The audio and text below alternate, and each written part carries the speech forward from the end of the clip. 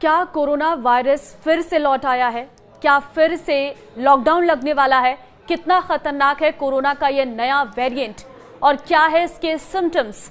कहां और कितने मरीज कोरोना के नए वेरिएंट के सामने आए हैं, बताएंगे सारी डिटेल इस वीडियो में। नमस्कार, मैं हूं आपके साथ ममता तिवारी। आप देख रहे हैं न्यूज 18 का डिजिटल प्लेटफॉर्म।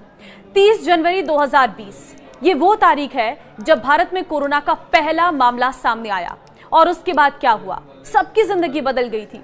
कोरोना का वो दौर आज भी याद आता है जब सड़कें सुनसान थी, अस्पताल में हाहाकार मचा हुआ था, लॉकडाउन ने लोगों को घरों में कैद कर दिया था। कोरोना वायरस ने बहुत से लोगों को गहरे जख्म दिए हैं, लेकिन फिर धीरे धीरे जब कोरोना की वैक्सीन आई तो चीजें सामान्य होती चली गई। लेकिन क्या एक बार फिर कोरोना वापस लौट रहा है? पहले खबर आई थी कि आईपीएल में हैदराबाद टीम के बल्लेबाज ट्रेविस हेड कोरोना पॉजिटिव हो गए हैं। खेल के बाद कोरोना का असर सिनेमा जगत तक पहुंच चुका है। Big boss fame Shilpa Shirodkar corona संक्रमित हो गई हैं और इस बात की जानकारी उन्होंने खुद अपने सोशल मीडिया अकाउंट पर दी है और कहा है कि मेरी कोरोना टेस्ट पॉजिटिव आई है, आप सभी लोग सेफ रहें और मास्क पहनना ना भूलें। देखिए, पिछले कुछ समय से कोरोना के मामले सामने नहीं आ रहे थे, लेकिन हाल ही में सिंगापुर और हांगकांग जैसे दक्षिण पूर्व एशियाई देशों में कोविड-19 के बढ़ते मामलों ने भारत में भी चिंता बढ़ा दी है। और अगर बात करें मुंबई की तो वहां पर अब तक 53 मामले सामने आ चुके हैं जब तक हम आपको ये वीडियो की तरह जानकारी दे रहे हैं। हालांकि ये आंकड़े बढ़े हैं, घटे हैं, इस बारे में अभी कोई स्पष्ट जानकारी आपको इस वीडियो में नहीं मिलेगी, लेकिन जो करंट के आंकड़े अभी सामने आए हैं वो आंकड़े हम आपको पेश कर रहे हैं। देखिए, हम मुंबई के सबसे पहले आंकड़े आपको बता रहे हैं जहां पर 53 मामले सामने आए हैं। ऐसे में बीएमसी ने एशिया के कुछ हिस्सों में बढ़ते मामलों के बावजूद शांति बनाए रखने और निगरानी जारी रखने का आग्रह किया है। साथ ही नागरिकों को सलाह दी है कि अगर कोविड के लक्षण दिखाई दे तो वे मेडिकल हेल्प लें। केरल, महाराष्ट्र और तमिलनाडु में फिलहाल देश में सबसे अधिक केस सामने आ चुके हैं, जिससे राज्य सरकारों की चिंताएं बढ़ गई हैं और कोरोना के बढ़ते मामलों पर स्वास्थ्य मंत्रालय की ओर से कहा गया है कि फिलहाल मामला कंट्रोल में है। हालांकि बढ़ते मामलों के मद्देनजर समीक्षा बैठक की गई है। आपको जानकारी दे दें कि दक्षिण भारत के केरल और तमिलनाडु में कोरोना के मामले पिछले कुछ दिनों में तेजी से बढ़ रहे हैं। केरल में अब तक 69 एक्टिव कोरोना के मरीज हैं, जबकि तमिलनाडु में 34 एक्टिव केस हैं। महाराष्ट्र की बात करें तो यहां पर भी आंकड़ों के मुताबिक कुल 53 एक्टिव केस हैं। महाराष्ट्र में भी स्वास्थ्य विभाग कोरोना के बढ़ते मामलों पर नजर बनाए हुए हैं। इसके अलावा कर्नाटक, गुजरात और दिल्ली में भी कोरोना के केस सामने आए हैं। दिल्ली में फिलहाल कोरोना के 3 ही एक्टिव केस सामने आए हैं। वहीं कर्नाटक और गुजरात में 8 और 6 इस तरीके के एक्टिव केसेस सामने आ चुके हैं। इसके अलावा बात हरियाणा, राजस्थान और सिक्किम की करें तो यहां पर एक एक्टिव मरीज डिटेक्ट किए गए हैं। मुंबई में कोरोना से 2 मरीजों की मौत भी हो चुकी है।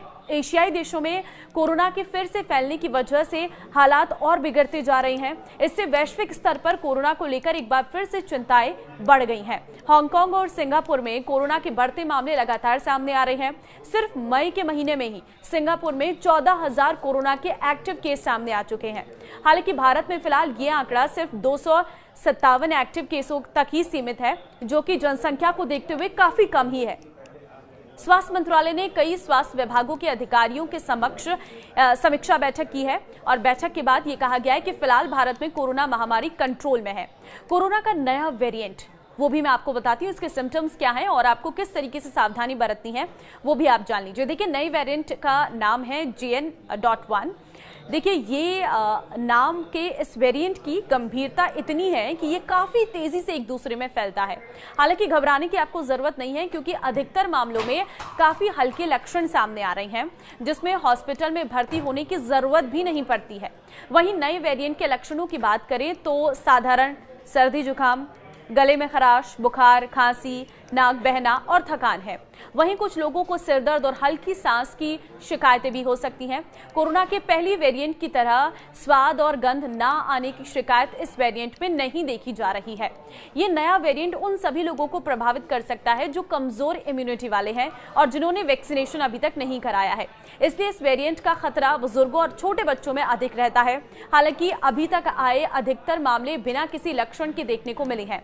देश में अधिकतर लोगों ने कोरोना से बचाव बचाव के लिए अपना वैक्सीनेशन पूरा करा लिया है, लेकिन वैक्सीनेशन कोरोना के इस नए वेरिएंट से कितना बचाव करता है, इसका जवाब ये है कि वैक्सीन लगवा चुके लोगों का संक्रमण का खतरा काफी कम है, लेकिन फिर भी सावधानी जरूर रखनी चाहिए।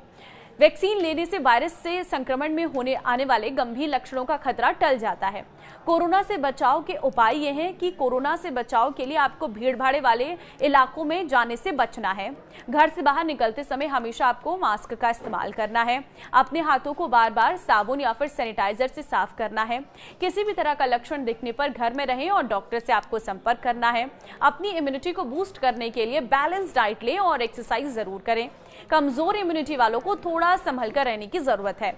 ऐसे लोगों को ये आसानी से अपना निशाना बना लेता है।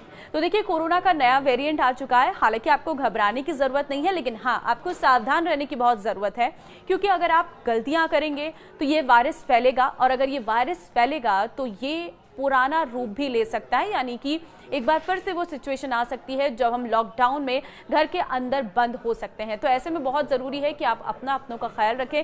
इस वीडियो को शेयर कर दीजिए ताकि लोगों को भी इस नए वेरिएंट के बारे में पता चल सके और वो थोड़ा सा अवेयर हो सके। नमस्कार।